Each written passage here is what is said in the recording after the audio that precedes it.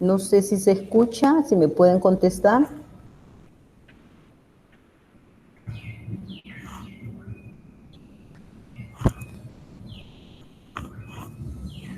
Hola, buenas tardes. Sí, buenas tardes, Lick. Hoy sí se escucha. Hola, ¿me están escuchando con Sí, claridad? sí, Bien, Lick. gracias, gracias.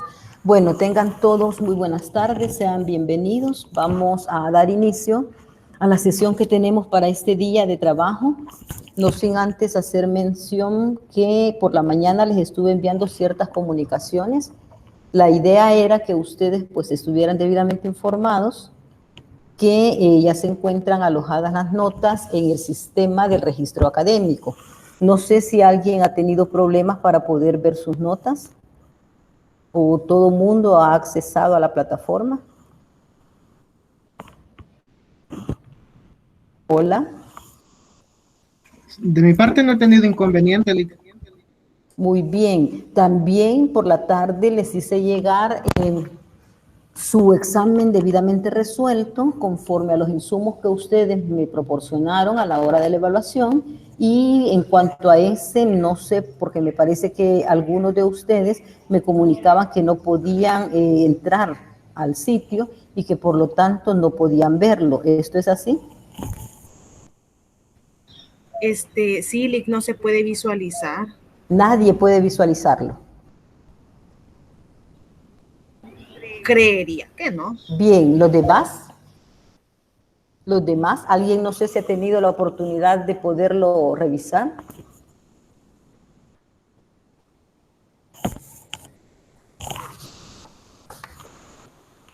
Bien, la situación es la siguiente. Si alguno de ustedes ha tenido problemas, yo cuento con las notas en físico por si les interesa que se las haga saber. En cuanto a la evaluación, recuerden que yo siempre me tomo el tiempo para poderles hacer las observaciones que corresponden, para poderles explicar cuáles son los aciertos y cuáles son los desaciertos, y de esa forma ustedes pueden, de una manera objetiva, poder medir esos resultados. Yo les decía en el comunicado que nos dedicamos en la clase anterior a la que tuvimos el conversatorio para poder resolver el examen. La idea era que ustedes estuvieran pues plenamente sabedores de la forma en la que se esperaba que proporcionaran las respuestas y el desarrollo de la prueba. Bajo esa óptica, entonces, ya nos dimos la tarea de ir uno por uno, ¿verdad? Generando las observaciones, y les mencionaba además que esa nota que aparece en el formulario de la primera evaluación fue en cierta medida pues tomada en cuenta una actividad extraordinaria que realizamos, que era el foro. Se recordarán que hicimos un foro sobre un tema específico y posteriormente lanzamos dos preguntas.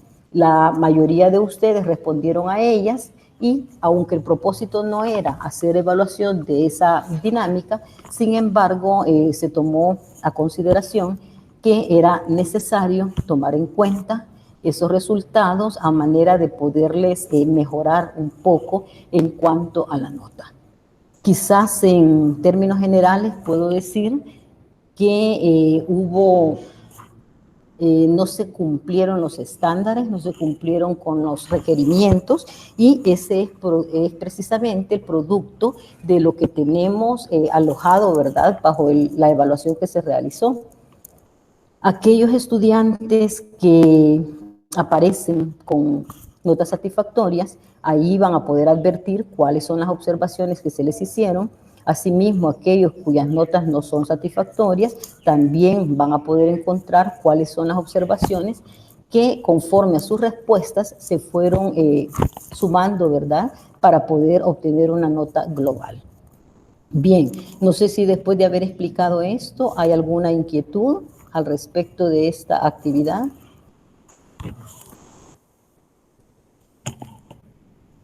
Estoy escuchándoles. Sí, buenas tardes, Rick. Hola, buenas tardes.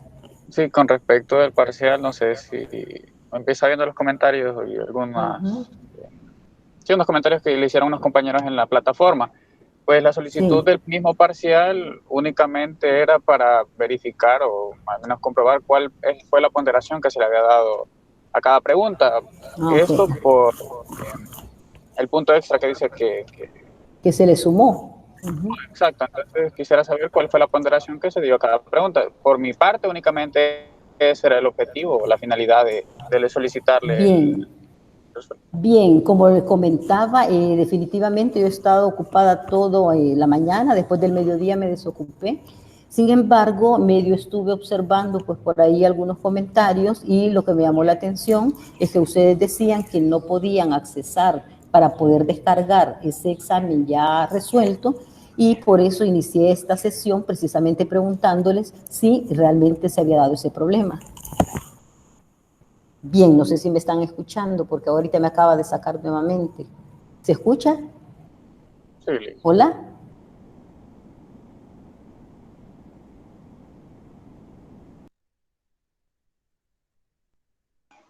Sí, sí, yo le escucho.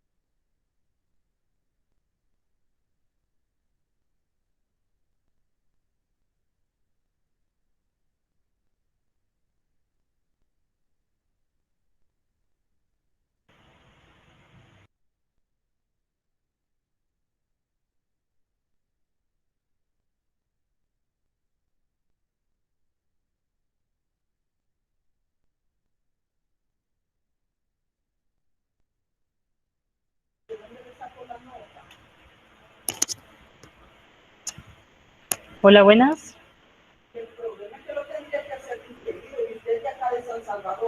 Hola, ¿me escuchan? Sí, Sí, la Liz, escucho. Hola, ¿y la Liz Gladys? creo que se Hola. salió. Ahí viene, ve. Ajá, vaya, está bien. Ya estaba preocupada que estaban solos. Hola, Liz.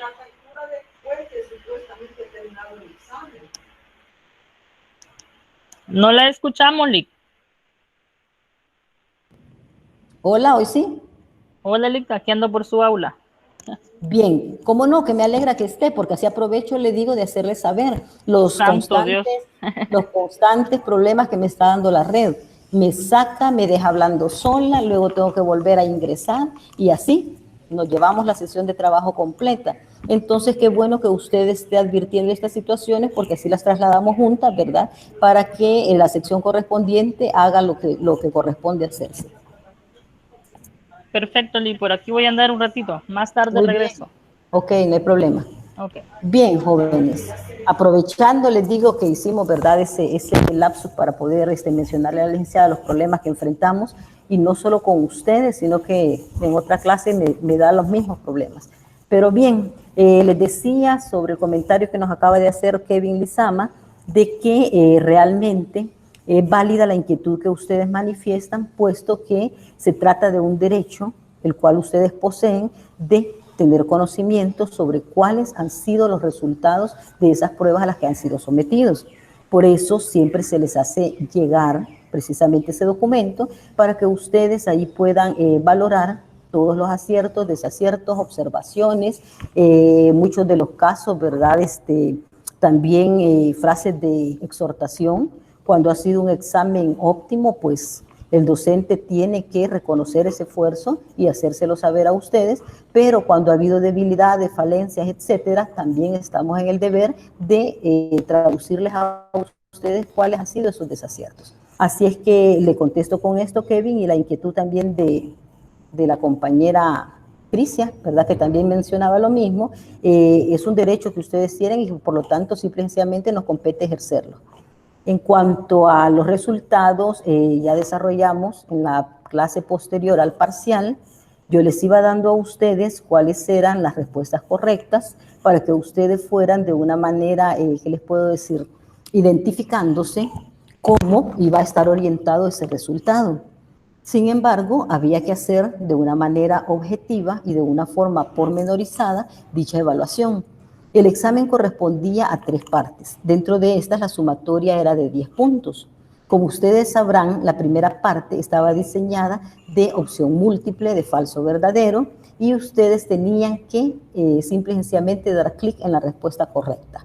Había 6 preguntas en ese sentido. El sistema las calificaba de forma automática. Si ustedes acertaban, pues era un punto válido. Si no acertaban, simplemente no había puntaje. En la parte 2 había otras 2 preguntas de complementación, de estructurar definiciones, de sumar elementos que nos permitieran construir un concepto integral de lo que se nos estaba pidiendo. Cada una valorada en un punto. Y repito, en este caso, como era de texto largo, había que hacer la valoración pertinente, pero cada pregunta valía un punto. Y la última parte, que estaba diseñada con la casuística, eran 2 casos, los repartimos, ¿verdad?, en números pares, números impares, cada cual, según el azar, le correspondió desarrollar uno de esos casos. Este estaba conformado por 3 literales. Nos estábamos jugando 20% de la nota. En ese sentido, cada una de las respuestas valía 0.66. Ahora bien, el ideal era, ¿verdad?, que todos ustedes sumaran el mayor puntaje posible, pero eso no dependía sino única y exclusivamente de los insumos que ustedes me proveen a mí como docente. El sistema califica, yo complemento, puesto que el sistema no va a subsumir, ¿verdad?, aquella facultad intelectiva, en este caso del docente, para poder valorar las respuestas. Ustedes proveen los insumos, yo los valoro y los adecuo a una ponderación. Y la la casuística, que era la parte final, pues había 3 respuestas que contestar. Muchos de ustedes, más bien todos se sometieron a la misma dinámica. Muchos de ustedes no quedaron conformes con no la ponderación, sino que con la formulación tal vez de los planteamientos. Ahora bien, sin embargo, ante esas inquietudes, ante esas dudas, 9 de ustedes presentaron un examen satisfactorio. Lo que significa que si 9 de ustedes tuvieron la capacidad de detectar las falencias, ¿por qué no la iban a tener los otros 30 restantes? O, perdón, los complementos. Así es que no es válido venir a estas alturas, pretender inculpar de responsabilidad a alguien cuando el único responsable del aprendizaje es cada uno de ustedes. Había 8 posibilidades que si se hubiese estudiado, si las hubieran analizado, hubieran obtenido los mejores resultados. No, la casuística únicamente valía el 20%. Y con esto le respondo a cualquier inquietud. No sé si aparte de todo esto que he dicho, ¿hay alguna duda más? No, únicamente saber cuándo va a habilitar el parcial para conocer las respuestas, nada más eso. Ya se los compartí, Kevin, y por eso inicié preguntando si habían tenido problemas. Muchos de ustedes Sí, la me verdad dicen no que puedo sí, visualizarla. que no lo han podido abrir. Entonces déjenme que consulte de qué forma yo se los puedo compartir, porque se los envié hoy por la tarde. Así es que esto ya es quizás cuestiones técnicas, ¿verdad?, que vamos a auxiliarnos en quien corresponda para que ustedes puedan tener esos exámenes desarrollados. Bien, no sé si hay alguna otra duda para ya ir cerrando con este capítulo de los resultados de la primera evaluación.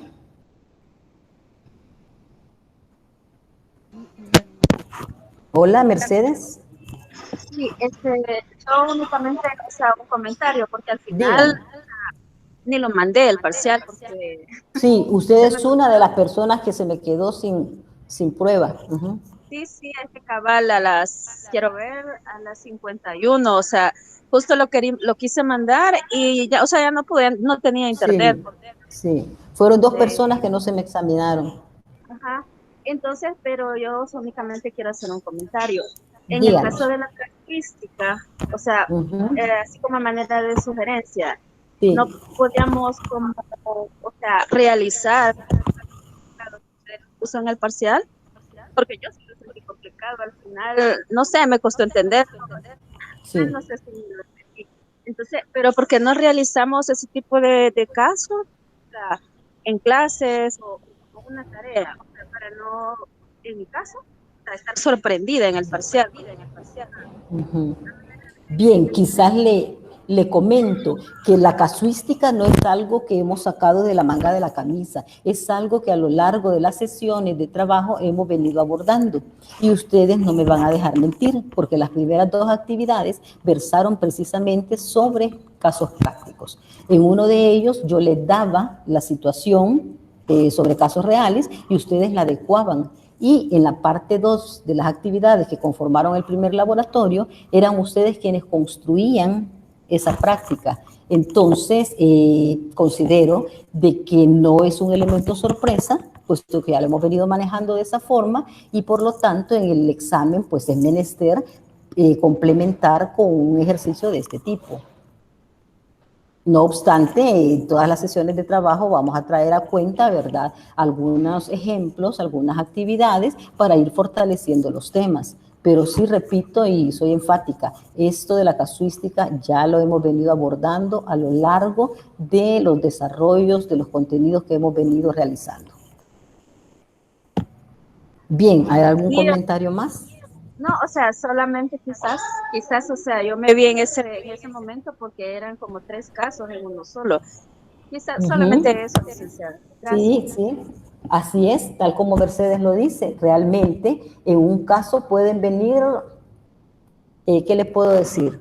Infinidad de cuestiones que hay que identificarlas y para eso requiere que lean, analicen e interpreten qué es lo que se les está pidiendo.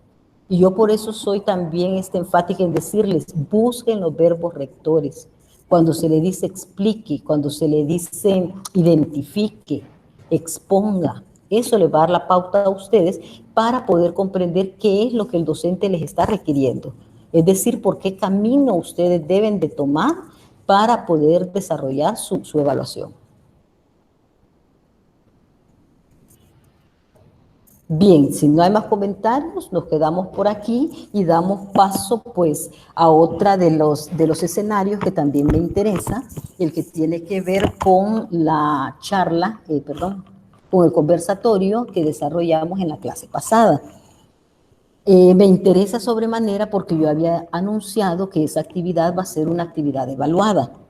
Sin embargo, no se contó con la asistencia de todos los inscritos, sino que teníamos alrededor de 22 a 23 personas, lo que significa que no todos, ¿verdad?, estuvieron en la actividad y de esa forma la ventaja que se les comparte la clase les permite a ustedes enterarse de qué se trató, sobre qué versó, y esto es importante que tengan ese conocimiento.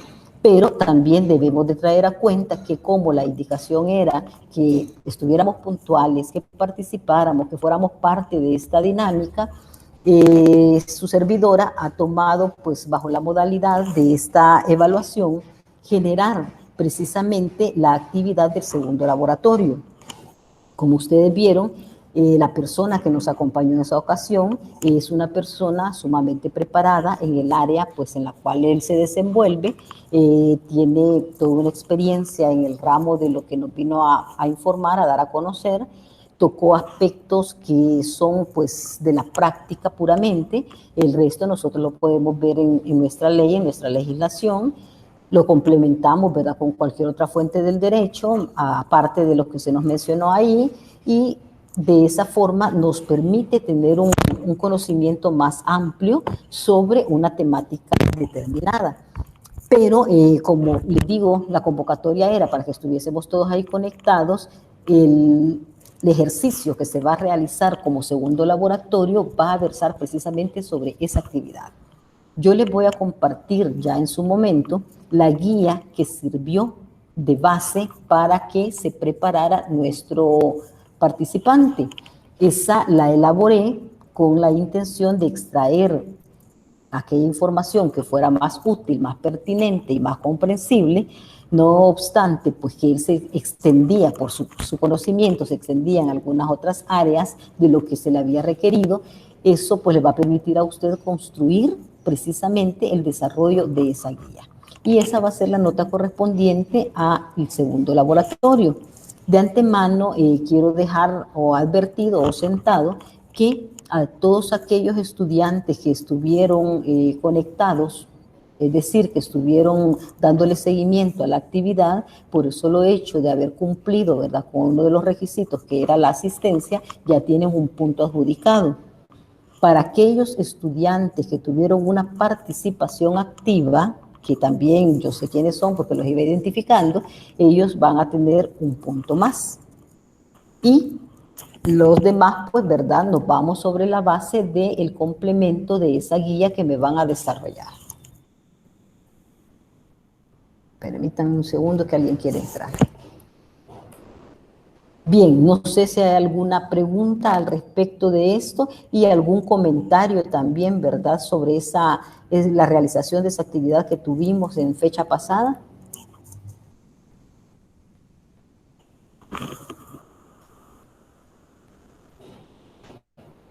¿Les escucho?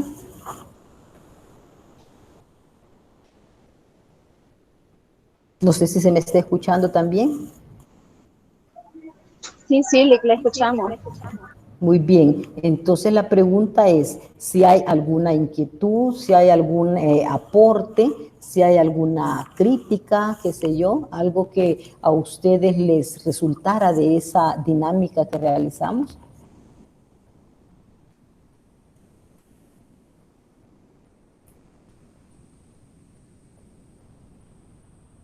¿Lo ven como un plus? ¿Lo ven innecesario? No sé, algún comentario me gustaría escuchar de parte de ustedes.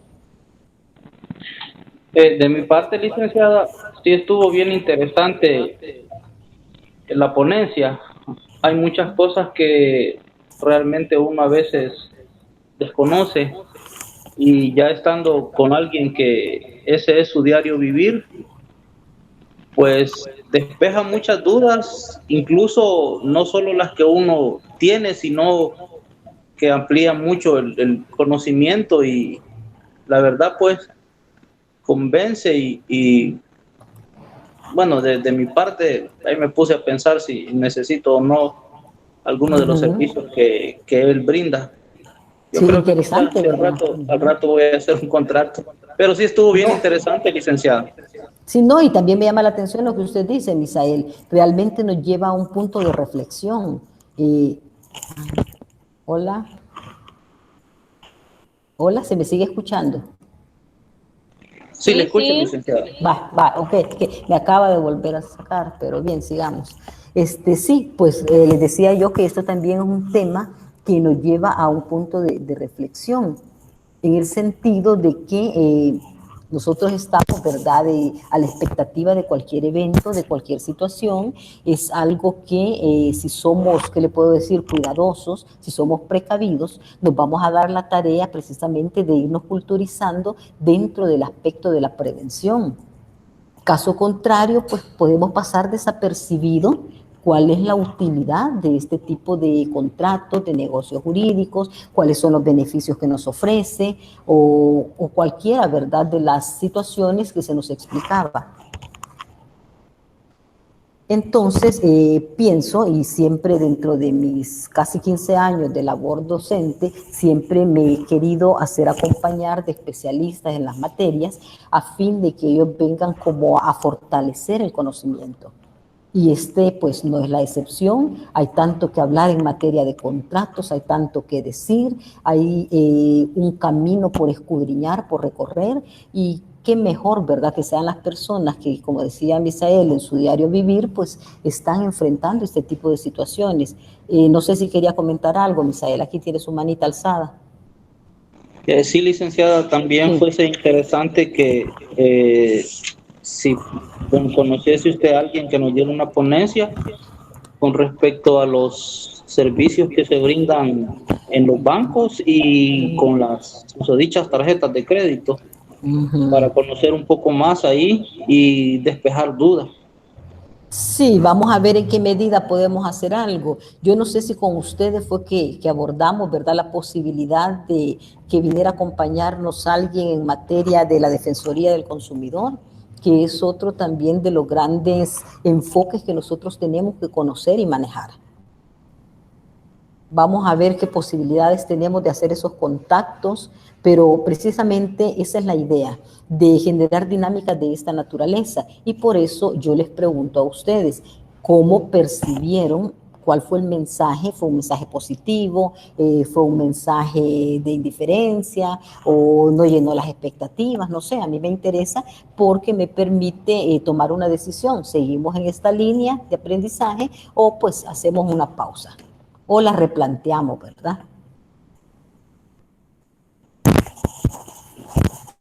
Bien, no sé si hay más comentarios al respecto.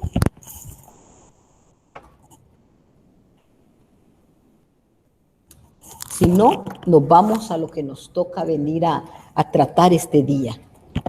Vamos a hablar un poco entonces con respecto a los contratos, siempre, ¿verdad?, relacionados al tema de las, bueno, de las generalidades, ya lo vimos, las clasificaciones también ya las abordamos. Hablemos un poco respecto del tema de las nulidades y de aquellos requisitos, tanto de existencia como de validez de los contratos. ¿Dónde podemos nosotros, en primer orden, abocarnos a estos presupuestos que ya la ley ha establecido? Como causales de nulidad, sabemos que existen dentro del entorno de las nulidades, las denominadas nulidades absolutas o insubsanables y las denominadas nulidades relativas o subsanables. Cada una de estas tiene sus consecuencias y sus efectos a la hora de promoverlas y de resolver respecto si ha lugar o no ha lugar a declarar dichas nulidades. En primer lugar, nos preguntamos qué es una nulidad o cuál es el concepto que nosotros conocemos respecto de este tema de las nulidades. ¿Hay alguien que nos quiera compartir un concepto?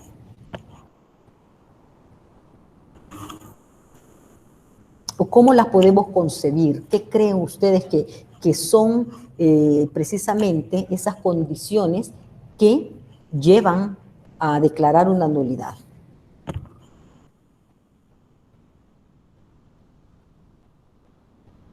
Pregunto. Ustedes ya cruzaron su derecho procesal, ¿verdad?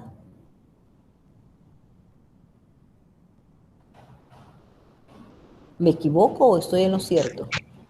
Licenciada, buenas tardes. Hola, buenas tardes. Desde mi punto de vista, lo que generaría una nulidad, en primer lugar, sería que el objeto sea ilícito o de que la persona no carezca de capacidad para contratar algo. Ah, muy bien. Usted me está hablando ya de los elementos o requisitos, ¿verdad? Ok, pero vayamos al punto de partida. Conceptualicemos qué es una nulidad como institución jurídica.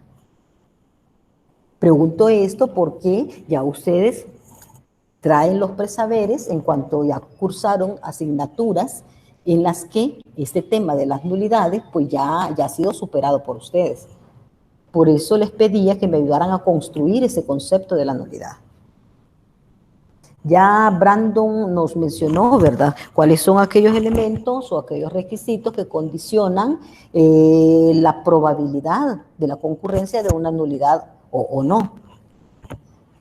Pero de una forma pues general o de una forma amplia podemos establecer que la nulidad es todo vicio que acarrea un acto o dentro del proceso o la falta de formalidades que llevan invívitas un gravamen o una gravosidad con respecto a la existencia y la efectividad de un acto, de dicho contrato.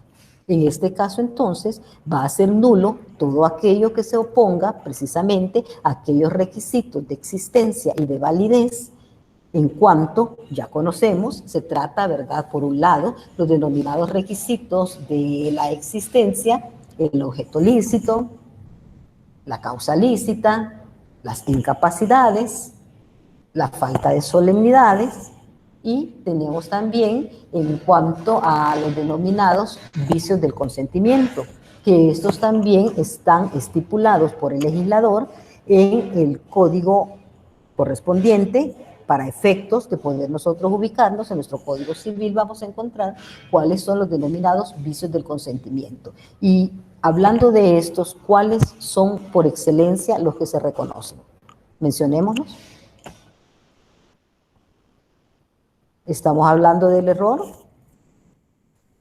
estamos hablando de la fuerza y estamos hablando del dolo. Ok, ¿dónde los vamos a encontrar nosotros al citar nuestra base legal? ¿Qué nos dice el artículo 1300? Veamos. Licenciada, ¿Alguien me lo tiene a la mano ahí? Hola. En lo que son las nulidades y rescisiones, a partir del 1551. Veamos No sé qué si nos estaré dice. mal. Veamos qué dice la disposición que usted nos acaba de mencionar. Artículo 1551. Es nulo todo acto o contrato a que falta alguno de los requisitos que la ley prescribe para el valor del mismo acto o contrato según su especie y la calidad o estado de las partes. La nulidad puede ser absoluta o relativa. Ahí el legislador, de una manera específica o de una manera taxativa, expone cuáles son las condiciones en las cuales se deberá aplicar estos supuestos de la nulidad. Incluso se va más allá, donde establece esa clasificación. Cuándo nos encontramos frente al supuesto de las nulidades absolutas y cuándo nos vamos a encontrar ante el supuesto de las nulidades relativas. Ahí, de una manera clara, de una manera expresa, sobre la base del principio de legalidad, establece cuáles son las condiciones. Bien, entonces, si nosotros ya nos ubicamos que dentro del proceso existen, ¿verdad?, momentos dentro de las distintas etapas para poder alegar estas nulidades, tenemos que preguntarnos entonces, ya definimos qué son las nulidades. Son aquellos defectos, aquellos vicios, aquellas condiciones que deslegitiman o le quitan validez a la existencia del acto que se ha celebrado porque precisamente han infringido o han vulnerado algunas de las condiciones que la misma ley ha protegido de manera previa. En este sentido, vamos a advertir cuándo proceden las nulidades, en qué momento nosotros las vamos a alegar. ¿Ok? Si sabemos que el proceso es una serie concatenada de actos que tienden hacia el futuro y que tienen un fin, que es la consecución de una sentencia, entonces advertimos que dentro de los diversos principios que rigen en el proceso, vamos a encontrar el denominado principio de preclusión. ¿Sabemos en qué consiste el principio de preclusión? Pregunto. El principio de preclusión es cuando ya no se puede reclamar un derecho porque el momento en el que se debería hacer ya precluyó, o sea, ya pasó, ya no podemos regresar hacia atrás a reclamar el derecho que no reclamamos en el momento. Ok, eso tiene que ver con el principio de la oportunidad, es decir, como lo mencionaba Misael, dentro de las etapas nosotros tenemos que irle dando impulso, sobre todo en el caso, ¿verdad?, del derecho privado. Recordemos que esto se maneja bajo la petición de las partes. Sin embargo, tratándose de nulidades, vamos a advertir quiénes son los sujetos que tienen la posibilidad de alegar dichas nulidades. Y aquí nos vamos, ¿verdad?, a ubicar dentro de a quienes les compete esa facultad. ¿A quiénes podemos nosotros entonces identificar dentro de este presupuesto? ¿Será cualquiera? ¿Será a todos? ¿Será a algunos? Pregunto. No entiendo la pregunta, Lick. Bien, ¿quiénes son los sujetos que están llamados a invocar una nulidad, a alegarla y aprobarla?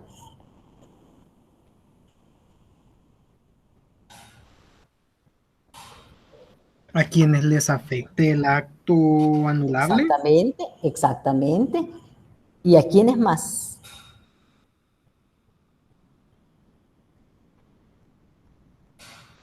Dentro de este concepto que acaba de mencionar el compañero, a quienes les afecte, individualicemos a quienes puede afectar un acto contrario, ¿verdad?, a sus intereses. A A las, los contratantes. ajá, o a Exacto, las a la- tercerías. Ajá, ajá. ¿Quién más? En A los primer lugar, contratantes. a las partes procesales, si estamos ya intraproceso, a los contratantes, ¿verdad? A sus representantes, ¿a quiénes más? A los terceros, dijimos por ahí, pero hay un sujeto más que se suma a esto, sin ser parte del proceso. Es decir, sin identificarse con ninguno de los intereses, ni de demandado ni de demandante. ¿Quién es?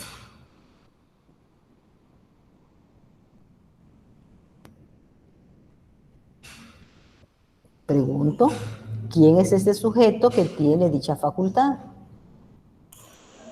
Era el juez, licenciada. Es el juez. ¿Por qué razón? El juez, sin perder el principio de imparcialidad, de objetividad, tiene, por ministerio de ley, la responsabilidad de declarar o por lo menos advertir la existencia de nulidades cuando éstas sean nulidades absolutas o las llamadas nulidades insubsanables. ¿Cuál es la razón de esto?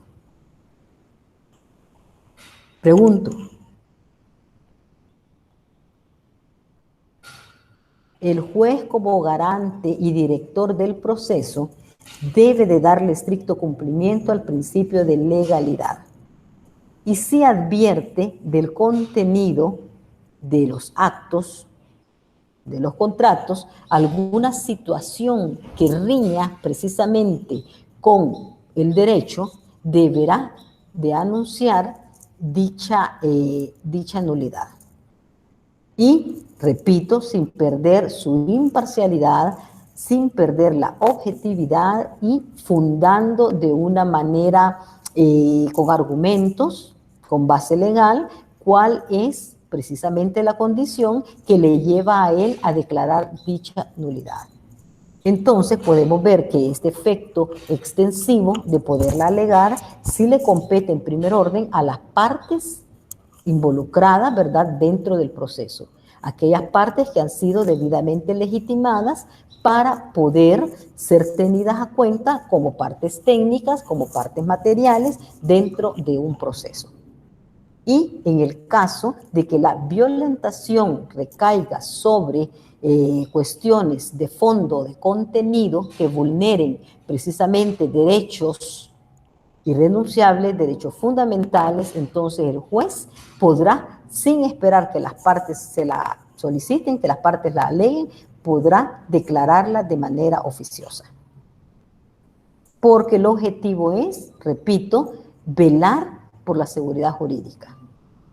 Y en ese sentido, la posibilidad se amplía para poder generar ese mecanismo de control.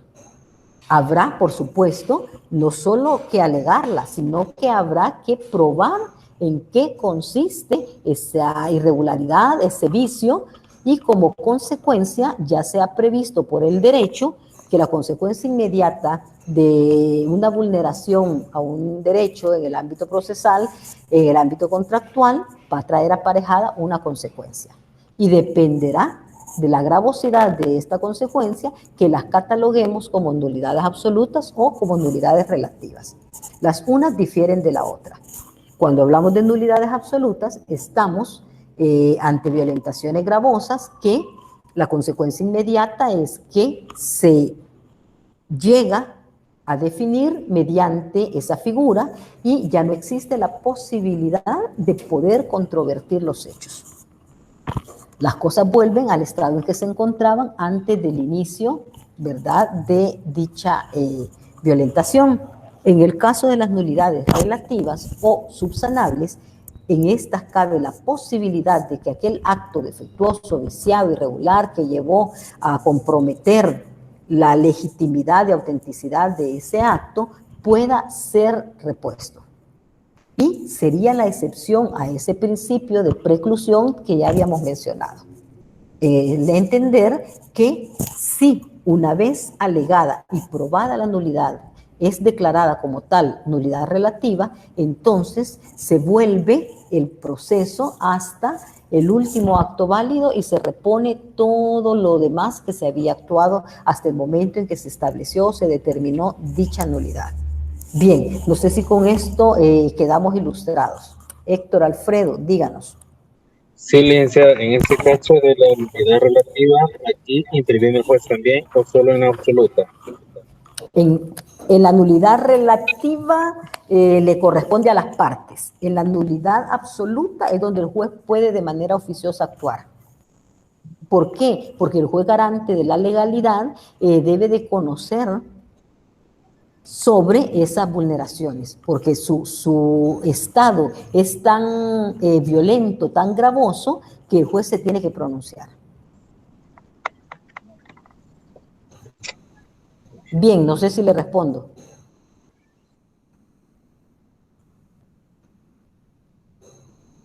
¿Alguna pregunta? Sí, que está bien. No sé si me puede dar un ejemplo, tal vez de una y de la otra. De una nulidad. En la afectación, pongamos el ejemplo de celebramos un contrato, para no irnos lejos, retomemos el caso de la herencia que manejamos, ¿verdad? Del testador que compareció con 2 testigos nada más, y una serie de irregularidades que se daban en ese acto. Ya la ley de manera previa ha determinado que al faltarle algunos de los requisitos de las solemnidades que exige la misma ley para llevar a cabo determinado acto o determinada declaración de voluntad, entonces la consecuencia ya ha sido prevista como la declaratoria de nulidad. Se percata, ¿verdad?, el juzgador o en este caso el agente que va a celebrar el matrimonio, puede ser el notario, también recuérdense que se celebra ante los, ¿cómo se llama?, los alcaldes, ante los cónsules, ¿verdad?, de afuera, etcétera. Pero si se percatan de esa situación a la luz del derecho, estaríamos violentando el principio de legalidad, donde ya hay requisitos de forma, solemnidades que se tienen que cumplir. No sé si con eso le aclaro su duda. Sí, gracias. Bien, hablábamos del artículo el 1318. Veamos qué nos ilustra el 1318. Artículo 1318. Son absolutamente incapaces los dementes, los impúberes y los sordos que no puedan darse a entender de manera indudable. Sus actos no producen ni aún obligaciones naturales y no admiten caución. Son también incapaces los menores adultos y las personas jurídicas, pero la incapacidad de los primeros no es absoluta, pues sus actos pueden tener valor en los casos determinados por la ley. En cuanto a las personas jurídicas, se consideran absolutamente incapaces, en el sentido de que sus actos no tendrán valor alguno si fuesen ejecutados en contravención a las reglas adoptadas para el gobierno de las mismas. Además de estas incapacidades, hay otras particulares que consisten en la prohibición que la ley ha impuesto a ciertas personas para ejecutar ciertos actos. Bien, podemos ver de la lectura de este artículo que ahí nos va dando pautas que nosotros también podemos valorar o podemos medir, que todo aquello que ya está estipulado, ya está establecido, si lo contrariamos, la consecuencia inmediata que puede traer es precisamente una sanción por los vicios de forma o por los vicios de fondo, al no cumplirse, ¿verdad?, con lo prescrito en la misma ley. Hablaba aquí este ejemplo de las nulidades de los incapaces, que dice que estas son relativas, puesto que, llegado un momento, esa incapacidad, por ejemplo, de la minoría de edad va a ser lógicamente superada. Y las consecuencias que se van a producir por esto, pues, ya van a ser subsanables. El artículo 1322 nos da una clara definición también respecto de los vicios de los que se puede adolecer en el caso del consentimiento. Y menciona a estos como el error, la fuerza y el dolo. El 1323, si alguien me regala la lectura. ¿Cuál dijo? Disculpe. 1323. Ok, dice, 1323, el error sobre un punto de derecho no vicia el consentimiento. Este error visto, o más bien entendido, como aquella conocimiento o desconocimiento, más bien, que la ley nos daba un tipo o una exigencia, pero nosotros nos abocamos, ¿verdad?, en que desconocíamos tal disposición, tal prohibición o tal facultad y que por lo tanto no la asumimos. El 1324.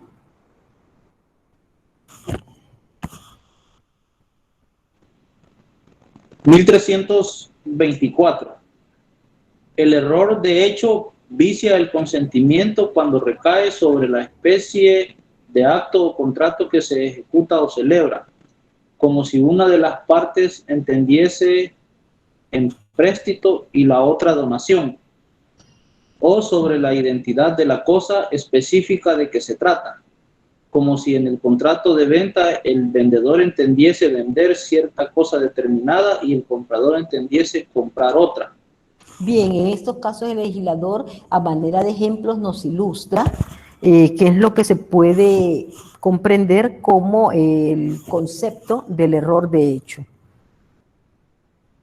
Los artículos siguientes van desarrollando, ¿verdad?, precisamente cada uno de estos elementos que integran que integran los vicios del consentimiento. El 1327, ya entramos al supuesto de la fuerza, que no vicia el consentimiento, sino cuando es capaz de producir una impresión fuerte en la persona de sano juicio, tomando en cuenta su edad, sexo y condición.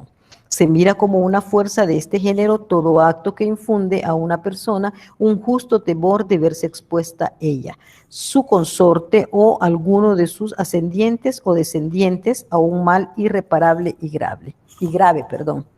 El temor reverencial, esto es, solo el temor de desagradar a las personas o a quienes se debe sumisión y respeto, no basta para viciar el consentimiento. Aquí también de forma clara el legislador, ¿verdad?, nos va exponiendo algunos casos en los que se considera que la fuerza como elemento que forma parte de los vicios en los que se adolece por este elemento consustancial de los contratos, como es el consentimiento, realmente no lo vicia, sino solo en los supuestos que el mismo legislador ha determinado. Habrá que adecuar entonces ante esos hechos, ¿verdad?, supuestos hechos, a lo que el derecho ha establecido, y recordemos que toda alegación debe de ser probada. Si nosotros exponemos que actuamos bajo un temor reverencial, que actuamos de una forma no obrando pues con plena capacidad, puesto que teníamos, ¿verdad?, precisamente ese miedo de ser agredidos o de que se nos iba a ocasionar un daño, un perjuicio a nosotros, a nuestra familia, todo eso tiene que estar debidamente demostrado para poder de esa forma no solo alegarlo, sino probarlo. El juzgador será quien tome la consideración de hacer las valoraciones pertinentes sobre la base de la sana crítica, que es una forma de valoración de la prueba y que finalmente le va a permitir motivar esa decisión en la que se va a poner punto final a ese litigio que se ha suscitado entre las partes. Por eso es importante entonces que nosotros vayamos advirtiendo en qué supuestos podemos alegarlos y en qué supuestos se extraen de esa posibilidad. El dolo habla del 1329, no vicia el consentimiento, sino cuando es obra de una de las partes y cuando además aparece claramente que sin él no se hubiera contratado. En los demás casos, el dolo da lugar solamente a la acción de perjuicios contra la persona o personas que lo han fraguado o que se han aprovechado en contra de las primeras por el total valor de los perjuicios y contra las segundas hasta la concurrencia del provecho que han reportado del dolo. En este tema de los daños y la reparación de los daños por perjuicios ocasionados a las partes es un tema que se vuelve complejo, que se vuelve amplio y un tanto difícil de probar. Sin embargo, aquella parte que se considere que se le ha puesto en esa situación de desvalor, de desventaja, bien puede utilizar cualquier medio de prueba lícito y llevarle al juez esos elementos para que éste los valore y finalmente se pronuncie respecto de esos daños y de esos perjuicios. Interesante resulta también ver cómo en sintonía con muchas de estas disposiciones que encontramos dispersas en torno al tema de la reparación de los daños y de los perjuicios de carácter moral, se toma por parte del legislador y sobre la base de una sentencia, ¿verdad?, de la Corte Suprema de Justicia, de la Sala de lo Constitucional, la que le obliga a poder crear una legislación especial en torno a esta materia. Se dice que es un dato que históricamente constituía una deuda por parte del legislador, ya que aparece contemplado en el artículo 2 de nuestra Constitución. Sin embargo, pasaba el tiempo sin que hubiese un pronunciamiento, una creación de una ley específica para poder generar esa seguridad jurídica en cuanto a aquellas personas que se encontraban en esa posición. Es a partir del año 2015-2016 que se crea esa ley, que es la ley de reparación, la ley de reparación por el daño moral, que trata de contextualizar esa dispersidad que había en otras leyes en torno a este tema que está de la mano con uno de los derechos fundamentales y garantías fundamentales que el Estado reconoce a toda persona humana, como es el derecho a la imagen, al honor, a la moral, y esto precisamente viene a construir un nuevo enfoque dentro de la cultura constitucional. Repito, esta es una ventaja con la que contamos hoy por hoy y que nosotros podemos, ya se trate de personas naturales o de personas jurídicas, contextualizar los hechos, tomar como punto de partida el marco constitucional y a la vez instrumentalizar por medio de esta ley, adecuarla a una situación en particular y pedir, ¿verdad?, sobre la base de los principios de justicia, de igualdad, que se nos administre justicia en torno a nuestras pretensiones. Bien, ¿hay alguna inquietud respecto de lo que ahorita hemos venido platicando? ¿No la hay? Continuamos. Hablando entonces de estos temas trascendentales, como es el tema de las nulidades, los requisitos de la existencia y de la validez, podemos advertir que dentro de la gama de contratos que nosotros ya hemos estudiado, ¿verdad?, conforme a las clasificaciones, contratos reales, solemnes, típicos o nominales, unilaterales, bilaterales, onerosos, gratuitos, etcétera, conmutativos que hemos venido nosotros construyendo, podemos también llegar al momento en el que nos corresponde analizar y estudiar cuáles son los efectos que generan los contratos.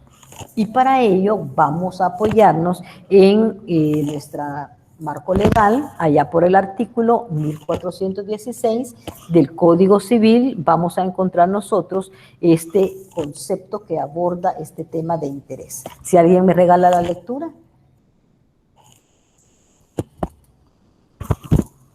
Si tenemos a la mano nuestro código. 1416.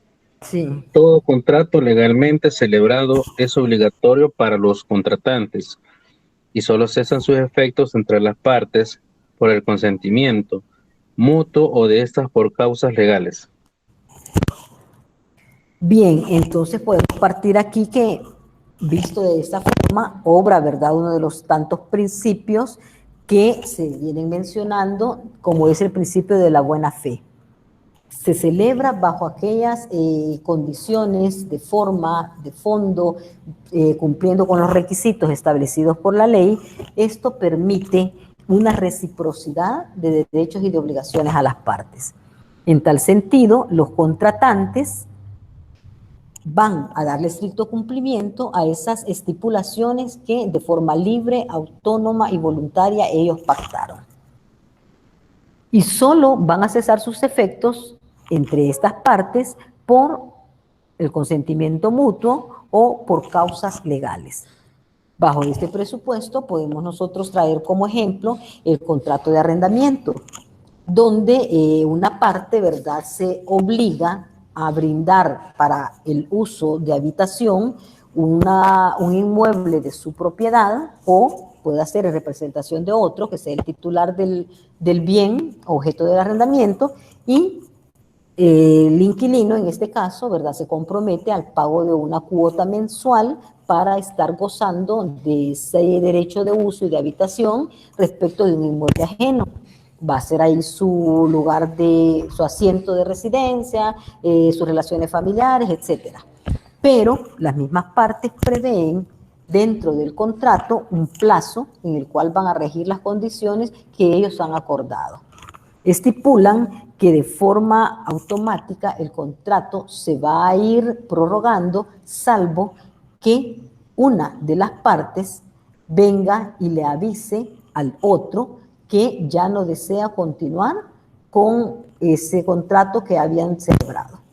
Tendrá que ser de forma anticipada, de forma escrita, y verificando que cuando llegue a su término el contrato, la persona devuelva el inmueble objeto del arriendo en las mismas condiciones en que lo recibió.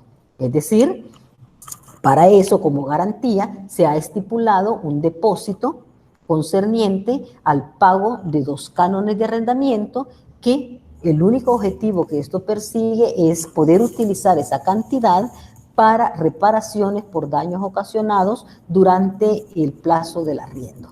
Si no existiese ninguna reparación que hacer, ni puertas, ni ventanas, ni chorros, etcétera, entonces esa cantidad se le deberá reintegrar al inquilino tal cual éste la dio en concepto de depósito.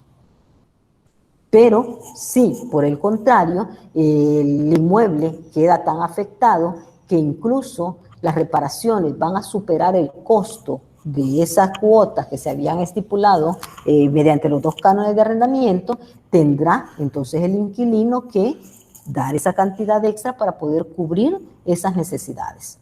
Y este es un ejemplo en el que podemos nosotros advertir que había un pacto, habían estipulaciones, pero estas de una forma anticipada habían establecido una de las formas de terminación del contrato. Ahora, bajo este mismo ejemplo, también podemos encontrar otros supuestos, que es lo que establece el mismo artículo 1416, cuando hace mención a que puede ser por voluntad de las partes o por medio de la ley. Y en este caso, entonces, estaríamos hablando de la posibilidad de enfrascarnos en un proceso de carácter judicial, o puede ser administrativo previamente, y si acaso no funciona, ¿verdad?, extrajudicialmente un arreglo, entonces nos vamos a perseguirlos mediante vía judicial, pidiendo la terminación del contrato a través de una demanda, invocando las causales correspondientes que se establecen por medio de la ley, de esa forma darle el trámite hasta llegar a sus últimas consecuencias. ¿Qué es lo que se perseguiría en este caso? Bueno, va y el demandante le pide, ¿verdad?, al juez que declare la terminación del contrato, abocando una causal, no solo narrando los hechos y circunstancias en las cuales se pactó, sino que cuáles fueron los motivos en los que me estoy yo apoyando para generar una pretensión. Es decir, dónde ha recaído el incumplimiento de esa parte que nos habilite para poder llevar a cabo la pretensión de pedir la terminación del contrato. Y a la vez que se pide la terminación del contrato, por ejemplo, que sea en el caso del impago, porque ya el inquilino lleva ya 2, 3 años, ¿verdad?, sin pagar ninguna cuota, entonces que se le condene al pago de esos cánones adeudados hasta la completa desocupación del inmueble. Y esto implica que ya una vez dictada la sentencia y habiéndose agotado todas las posibilidades de recursos de ella, ya quede firme, entonces tendrá que procederse al lanzamiento de ley. Y para estos efectos tendrá que hacerse acompañar el juez con la seguridad pública, convocar, ¿verdad?, a los interesados, a las partes, para que el día y hora en que se señale el lanzamiento, pues proceder a ello. Ya una vez en esos términos se recibe el inmueble en las condiciones en que se encuentra, se nombra un depositario que se va a hacer cargo de los bienes del inquilino mientras éste busca, ¿verdad?, dónde poderlo llevar, etcétera, y de esa forma agotamos ya aquella permisibilidad, aquella facultad que la misma ley le ha franqueado a las partes para poderse decantar por esa vía en caso de ser necesario. Bien, no sé si hay alguna aclaración, alguna inquietud respecto de esto que hemos venido pues manejando aquí a través de esta disposición.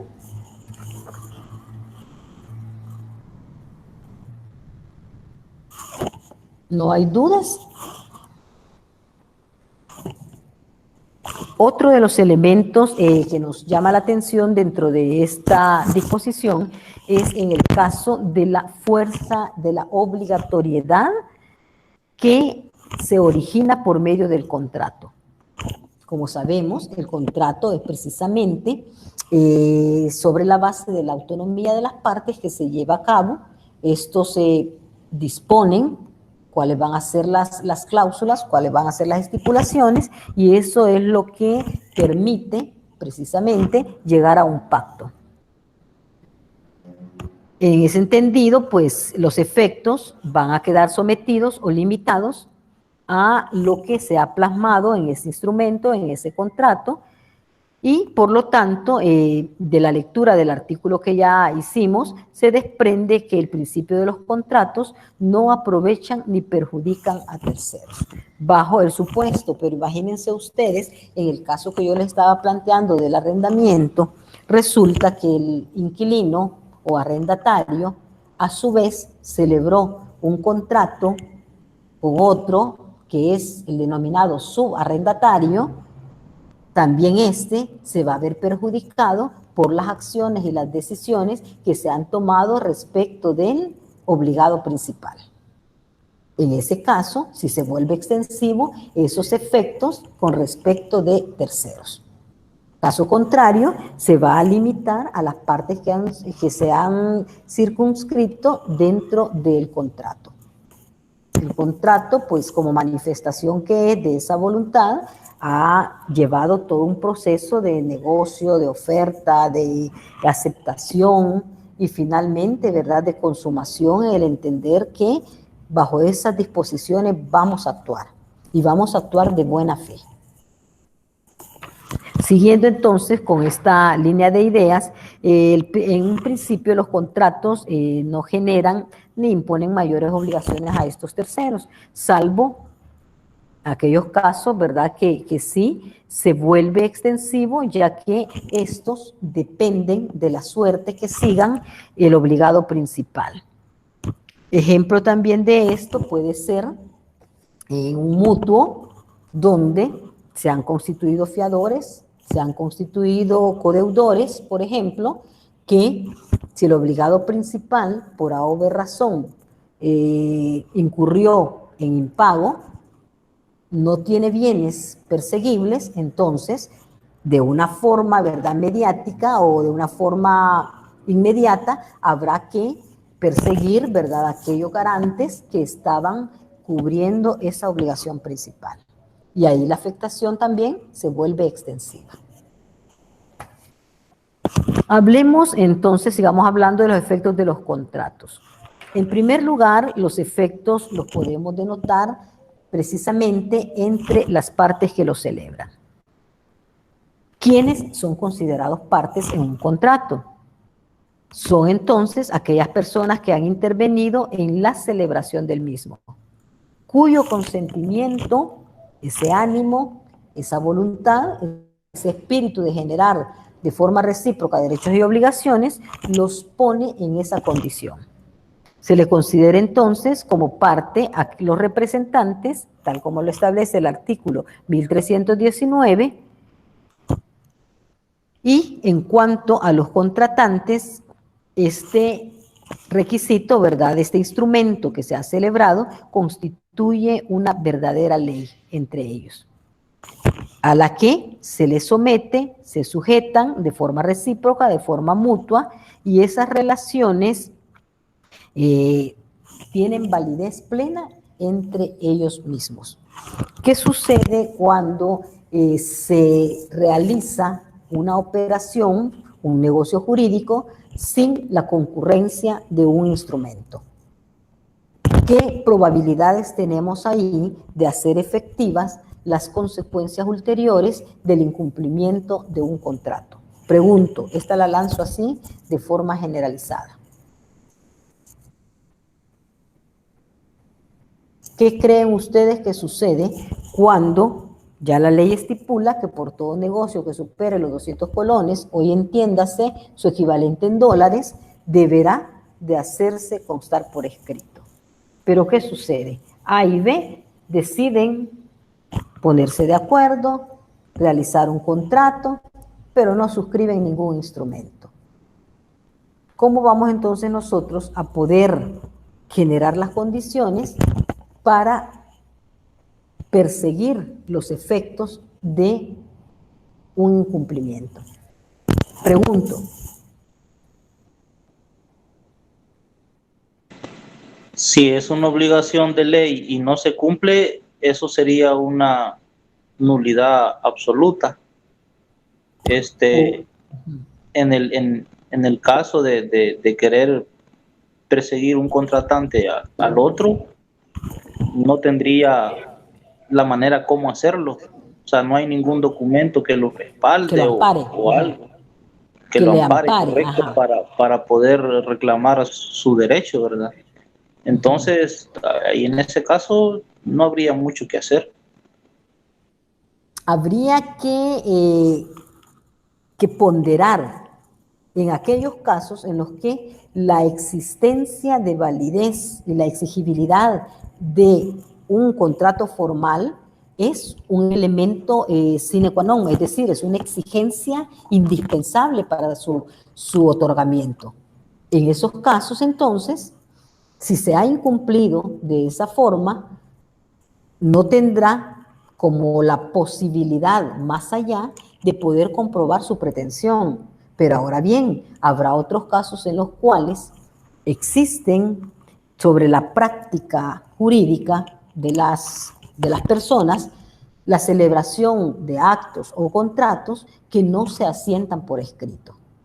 Por ejemplo, en el caso del arrendamiento, resulta que no se celebró contrato.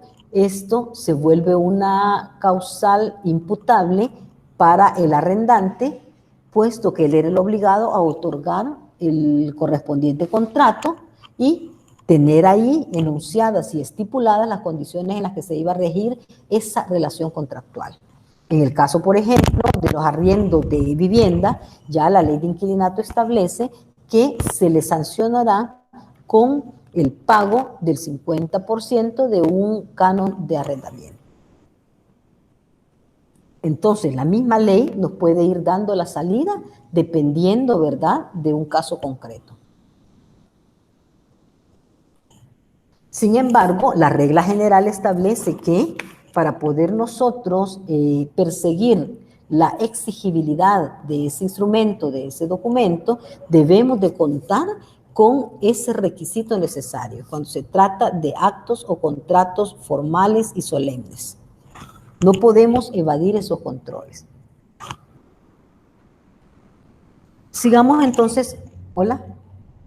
En ese caso, licenciada, del arrendamiento que mencionaba, si cuando el arrendante entrega el inmueble y este ha sufrido daño, si no ha habido un contrato, el propietario del inmueble no va a tener cómo poder reclamar por los daños ocasionados, porque no hay ninguna cláusula ni que lo ampare a él ni que obligue al otro. Exacto, ahí se vuelve difícil en el campo probatorio, usted bien lo ha dicho. ¿Por qué razón? Porque no sabemos en qué condición real se recibió el inmueble. David, Omar, le escuchamos. Sí, yo solamente tengo una duda. O Sí. creo que, o recuérdenme usted, ¿verdad que al no cumplir con el contrato hay una penalidad? En este caso sería para el acreedor.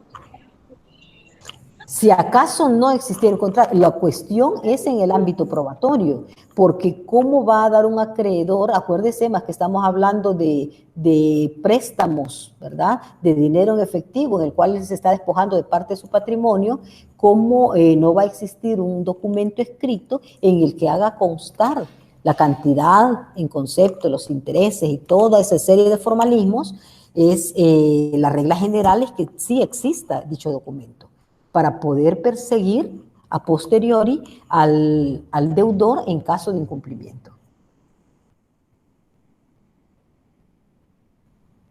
Pero ¿qué sucede? A y B son amigos de la infancia, ¿verdad? Ellos se basan en la confianza, en la hermandad, en la amistad, etcétera, etcétera. Y A le hace un préstamo por una fuerte cantidad de dinero a B y sobre la base de la confianza, ¿verdad? Estipulan que se lo va a pagar de X forma, que no le va a pagar intereses y que le da un plazo X para poderlo hacer. El problema va a ser a la hora de que B empiece, ¿verdad?, a caer en impago. ¿Cómo le voy a hacer efectivo ese reclamo? Si no tengo ningún medio escrito, documentado, una prueba preestablecida que establezca esas condiciones en las cuales se contrató. Para el campo probatorio se vuelve difícil. Que hoy modernamente, ¿verdad? Con el proceso civil, con el Código Procesal Civil y Mercantil, podemos pedirle la posición de parte, la de parte contraria, y ahí lo podemos combinar a que venga y confiese, entre comillas, ¿verdad? Ok, pero ¿dónde está el requisito? ¿Qué dice la ley? Que por todo negocio que supere X cantidad, ya hay una forma, una formalidad para este tipo de negocios.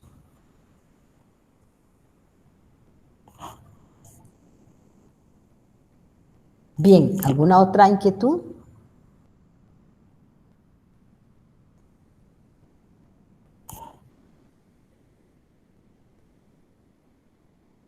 No hay más por el momento, entonces continuemos. Hablábamos entonces, ¿hola? Yo, Sí, sí, tengo una duda. En el caso ahora, bueno, ahorita en lo real, en cuanto a esta situación del COVID, le digo porque muchas veces yo lo he hecho y yo quisiera saber si usted estoy en lo correcto o lo estamos haciendo mal. Con esta cuestión del COVID, nosotros hacemos sacarle firma a una persona, en este caso, digamos, al vendedor de X cosa, y luego le vamos a sacar firma al comprador. Aquí no se está haciendo un acto solemne porque no estamos reunidos partes. Entonces, mi pregunta ¿es válido eso? Perdón, mire, casi no le escuché porque se lo había entrecortado, pero yo creo que su pregunta va sobre las firmas en blanco de las partes. Exacto, ¿sí? licenciada, así es. Y que ustedes montan el instrumento a posteriori. Exacto, o sea, primero ¿sí? le sacamos la firma, digamos en este caso, al vendedor y después le sacamos la firma al vendedor, al comprador. Entonces, no se está celebrando la solemnidad en el momento. Uh-huh. Entonces, eso Bien, eso recae en nulidad de eso. Bien, sí. ¿Sabe por qué razón? En primer lugar, porque para el otorgamiento de determinados instrumentos es necesaria la comparecencia de las partes, porque es la forma en que se va a dar fe de esa autonomía expresada por parte de los contratantes, número uno. Y lo que usted me manifiesta es una práctica que se hace, tal vez en la realidad, pero es una práctica insana. Licenciada, pero si las partes están de acuerdo en todo, en que el proceso se haga así, uno por cuestión tiempo, una por cuestión que uno se puede relacionar con bastantes personas.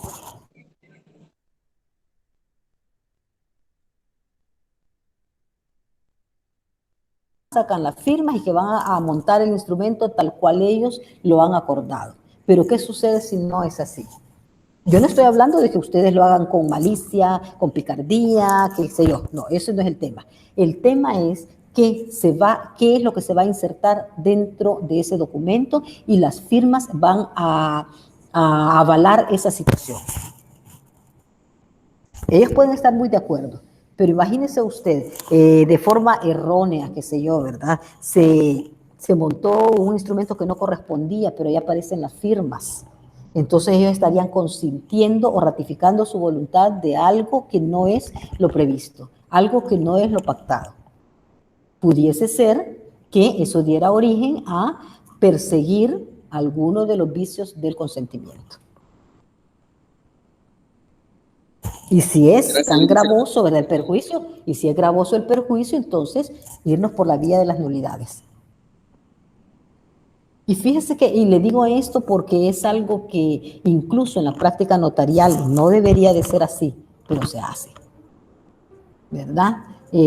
Como le digo, hay situaciones que no deberían de ser, pero en el ejercicio se hacen. Ahora bien, depende si nosotros queremos contribuir a sanear todo ese tipo de irregularidades o hábitos, digamos, contrarios a la buena fe, a la buena salud de las situaciones, o si realmente nos acomodamos a esa situación y somos meros repetidores de este tipo de prácticas. Y hay algo que quizás para irle ilustrando un poco más, quizás por mi experiencia, después de 20 años de trabajar con la Administración de Justicia, le puedo decir que los tribunales se dan un sinfín de prácticas que no deberían de darse. Firmas en blanco, resoluciones tardías, que le montamos ahí lo que se nos ocurre, pero como ya las partes bajo la buena fe han firmado, ¿verdad? Entonces, ojo, la recomendación es jamás firme en blanco. Usted no sabe qué le van a poner, le montan su renuncia, le montan un poder, le hacen un testamento, usted no sabe qué es lo que va, hacia dónde va eso. Otra parte, licenciada, en lo pragmático es cuando uno compra un vehículo, que ahora uno dice, mira, te voy a mandar mis datos personales por WhatsApp y también. Yo te lo llego a firmar. Exacto, también. ¿Qué tiene que hacer entonces ahí? Si es un documento entre los particulares, recordemos que tiene que ser legalizado por el notario. El notario tiene que verificar que las partes están ratificando su voluntad de ese documento que realizaron en privado. Por lo tanto, debe tenerlos a la vista, debe verificar sus documentos y de esa forma legalizar, ¿verdad? Darle su autenticidad a esa actuación. Caso contrario, bien se pudiera generar algún tipo de nulidad. Entonces, le digo, son prácticas que las podemos ver en cualquier ámbito. En cualquier ámbito del derecho, pero no es lo sano, no es lo aconsejable, no es lo que correspondería al principio de la buena fe. Todo negocio que celebremos, verifiquemos que se realice con las solemnidades, con las formalidades requeridas, ante la concurrencia de las partes que tienen que estar y de las formas en que se tiene que realizar. Licenciada, una consulta, una pregunta. Hola, permítame, ¿con quién estamos? Con Héctor. Héctor, díganos, Héctor. Sí. Así como en el ejemplo que usted nos daba, licenciada, que los dos amigos, pues, obtienen algo, pero no hacen un contrato. ¿Cómo sería la situación en este caso? Si uno no paga y el otro quiere cobrar. Allí habría que irse por otras vías, pueden ser arreglos extrajudiciales, ¿verdad? Vamos a un despacho con un notario, que se saque, si están de buena fe, ¿verdad? Después de todo, que se documente ese compromiso, que tal vez en su momento no se realizó, es difícil, pero se puede hacer, se puede ir ante un juzgado de paz, ¿verdad? Allá ante un juicio conciliatorio, tratando de sacar, entre comillas, una especie de confesión de la parte que ha recibido el beneficio, etcétera. Y si acaso no, pues ahí ya es un problema que se lo trasladan al ámbito probatorio. Y si usted puede tener incluso el derecho, la razón, pero si no lo sabe probar, de nada le serviría. Sería un desgaste para el sistema de justicia. Porque usted es quien le lleva las herramientas al juez. Pero si usted no le provee nada, el juez no puede a su libre arbitrio venir a dar por sentados hechos que no han sido sujetos de comprobación. Ok, gracias. Sí, ahí habría que apelar, ¿verdad?, realmente a la conciencia, y le digo, en cuestiones de dinero, sobre todo, esto como que no funciona. He tenido por ahí un casito, ¿verdad?, así, de conocimiento, no un casito, conocimiento, ¿verdad?, de un testamento por ahí que se realizó, que se celebró, pero yo creo que los herederos al momento, ¿verdad?, de hacerlo efectivo, están más ansiosos de que suceda eso, de darle el cuidado debido al testador. Entonces son cosas que le digo, cuando se trata de patrimonios y de cosas así, pues son sumamente complejos.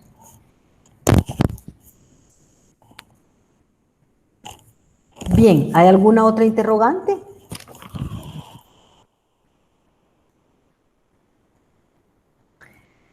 Quizás nada más para dejarles una breve tarea, vamos a darle lectura a los artículos 1416, 17 y 18 para que me los vean, me los analicen, y la próxima sesión de trabajo, que es el día miércoles, ¿verdad?, vamos a darle continuidad a este tema.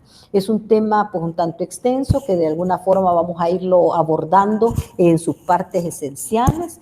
Vamos a tratar de irlos retomando pues de una forma sencilla, ejemplificada, para que nos quede claro cuándo obra y cómo opera cada una de estas situaciones. Bien, si no hay más preguntas, inquietudes, no sé si allá para despedirnos, que ustedes ya vieron sus notas, quieren que se las compartan, no sé, ustedes me dicen antes del cierre. O los dejo para que la vean en su intimidad, ¿ok? Nada más como recomendación es que la medida de lo posible superemos. Yo sé que la vida está llena de obstáculos, de dificultades, que la vida misma yo siempre la comparo con un proceso continuo de aprendizaje, y por lo tanto el hecho que hoy no hayamos obtenido los resultados que nosotros esperábamos o que nosotros nos preparamos para ellos, que hagamos el mejor esfuerzo para que al final de la jornada realmente sembremos todo aquello que hemos cosechado. Cosechamos esfuerzo, cosechamos disciplina, cosechamos interés, entonces al final lo vamos a ver acrecentado en frutos. Ese es el llamado, porque sí, al menos en esta evaluación nos quedamos con un sinsabor, con una insatisfacción, pero la cual es superable. Tenemos todavía un camino por recorrer. Así es que la invitación es a eso, seamos disciplinados, constantes y profundicemos, ¿verdad? Analicemos, participemos, demos respuestas constructivas y seamos capaces de irnos involucrando en todas estas temáticas. Kevin Lizama, ¿nos quería decir algo? Sí, con manera de aclaración, ¿qué artículo dijo que teníamos que darle lectura para la siguiente clase? El 1416, 17, 18, por ahí. Para que ya vengamos un poquito adelantados. Muchas gracias, Liz. Bien, jovencitos, entonces no hay más inquietudes, no hay más consultas. Está pasando lo que generalmente pasa después de los parciales. Yo no sé qué sucede con la gente que se vuelve a desaparecer. De 33 que son ustedes, hoy en esta clase he tenido nada más a 13. Repito, no sé qué es lo que está sucediendo, pero en la medida de lo posible, la recomendación es que tratemos, ¿verdad?, de hacer una disciplina, de conectarnos, de estar pendientes. Díganos, David. Y solamente, bueno, yo no estuve a inicio de la clase, pues por cuestión de mi trabajo, pero quería agradecerle nada más por la ponencia de la semana pasada, por llevar pues a la persona, ¿verdad?, bien capacitada en el tema. Fue de bastante provecho para mi persona, y pues, felicitarle a usted por tomar la iniciativa, ¿verdad?, de tener pues este tipo de actividades, pues que obviamente vienen a ser para un crecimiento de estudio para todos nosotros. Así que de mi parte, licenciada, muy agradecido con usted. No, no, no, para nada. Yo realmente es parte de mi trabajo y créanme que esta práctica yo la he tenido siempre allá en todas las asignaturas, criminología, procesales, en todo lo que tenemos oportunidad, pues ahí siempre ando jalando mi gentecita, gente que me apoya, gente que es conocedora en la materia y para mí es un gusto brindarles ese plus a ustedes, es un gusto contar con gente especialista en determinada materia porque precisamente todos aprendemos. Este proceso, como les digo, es constante, nadie nace aprendido, todos nos vamos formando en el camino y entre mejores enseñanzas tengamos, pues saquémosle el mejor provecho posible. Así es que para mí es el gusto, para mí es un compromiso y en la medida de mis posibilidades, créanme que van a contar siempre con ese apoyo. Así es que por hoy nos quedamos acá, invitándolos para que la clase próxima hagamos lo posible, ¿verdad? Por estar mayor número. Sí veo que es muy poca la asistencia que hemos tenido en estas clases y esperemos que esto cambie, puesto que es de interés para todos. Díganos, Brandon, Alexis.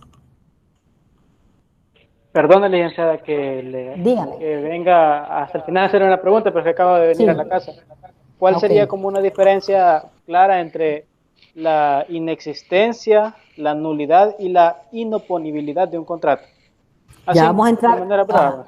Ok, mire, ya vamos a entrar a esos temas. La nulidad es una sanción procesal. La inexistencia es todo aquello que a la luz del derecho no se acopla a los requisitos de forma y de fondo esenciales.